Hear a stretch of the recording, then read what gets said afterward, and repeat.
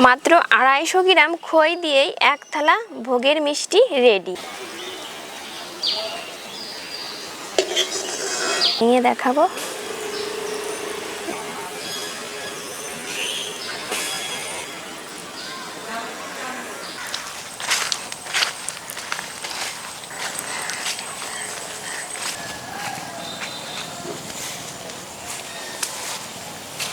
পুজোর মাত্র হাতে গোনা কয়েকটা দিন, মা আসছে, প্যান্ডেলে প্যান্ডেলে চলছে জোরদার কাজ। মায়ের ছেলে মেয়েরা দীর্ঘ 1 বছর ধরে অপেক্ষা করে থাকে মায়ের জন্য, মা আসছে। খই সাধারণত বাঙালিদের সব পুজোই লাগে, এক কথায় বলতে গেলে খই ছাড়া পুজো অসম্পূর্ণ। আর সেই খই দিয়েই বানাবো মায়ের জন্য খই ক্ষীরের মিষ্টি বা লাড্ডু।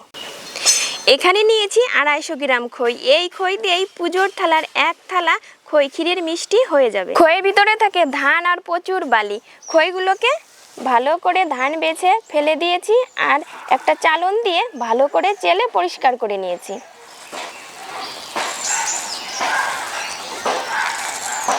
গামলায় জল নিয়েছি আর নিয়েছি একটা ছাঁকনি। ছাঁকনিটা জলের ভিতরে রেখে খইগুলোকে এবার ঢেলে দেব।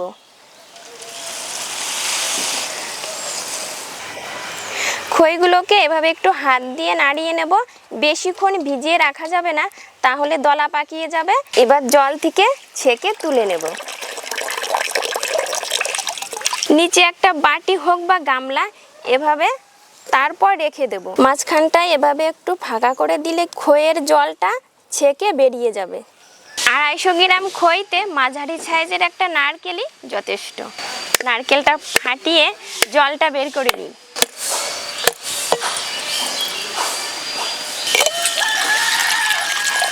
এবার নারকেলটা কুড়িয়ে ফেলি।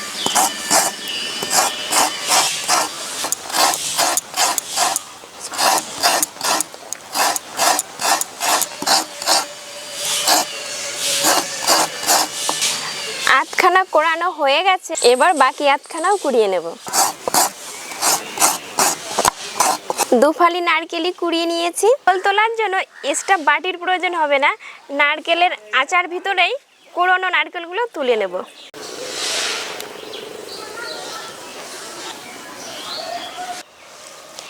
নিয়েছি 1 লিটার লিকুইড দুধ।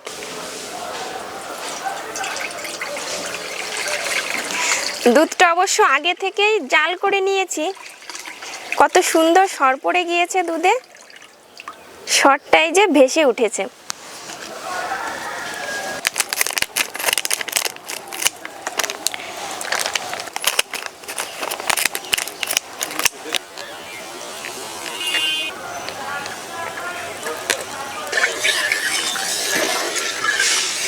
দুধটা উষ্ণ গরম হয়ে গেছে, এবার গুঁড়ো দুধটা আস্তে আস্তে দিয়ে দেব।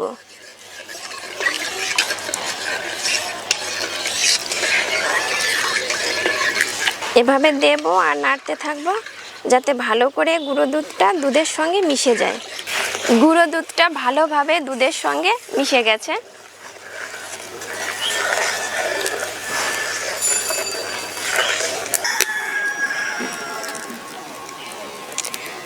দুধে বলক এসে গেছে।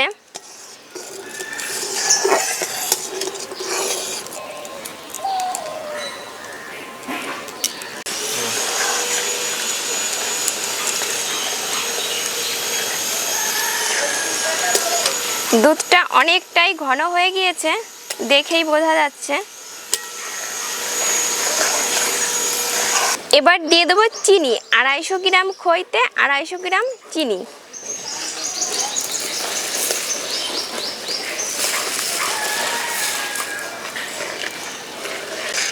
এবার 3 থেকে 4 মিনিট জাল করে নিয়ে দুধটাকে আরো ঘন করে নেব। এবার দিয়ে দেব নারকেল কোড়া।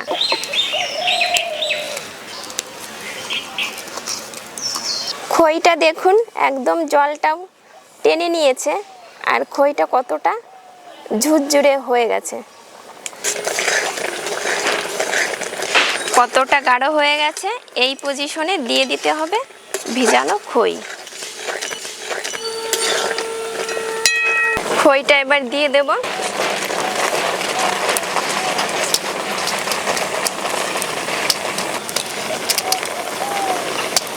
দিয়ে দেবো কাজু কিশমিশ, সাদাকে রাঙিয়ে দিতে দেবো একটু চেরি।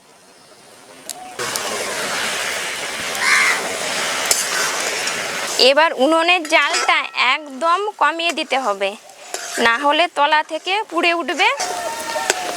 এবার দিয়ে দেবো 2 থেকে 3 চামচ ঘি। এবার দিয়ে দেবো এলাচ। দেখে বোঝার উপায় নেই এটা খই দিয়ে বানানো। এই পজিশনে নামিয়ে নিতে হবে। এর থেকে নরম থাকলে মিষ্টিটা ভালোভাবে ছেট হতে চাইবে না। এবার আর জাল দিতে হবে না, এবার নামিয়ে নেব। থালায় একটু ঘি মাখিয়ে নেব। থালায় ভালো করে একটু মাখিয়ে নেব, এতে করে খই ক্ষীরটা থালায় লেগে যাবে না।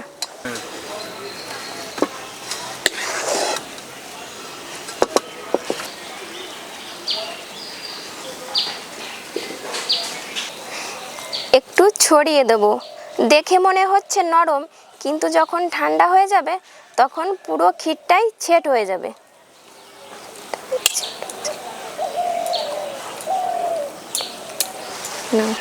এবার ঠান্ডা হওয়া পর্যন্ত অপেক্ষা করতে হবে।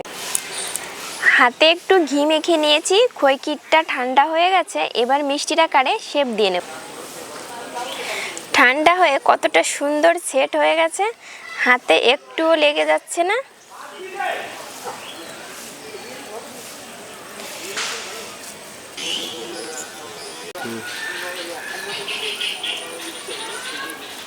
মিষ্টিটা কতটা সুন্দর হয়েছে।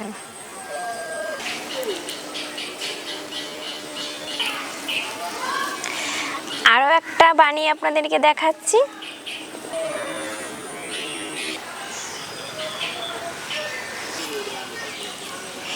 মিষ্টিগুলো হাতে বানাতে খুব একটা সময় লাগে না। আমি একটু বড় বড় করেই বানিয়েছি, আপনারা আপনাদের পছন্দ মতো ছোট বড় করে বানিয়ে নিতে পারেন।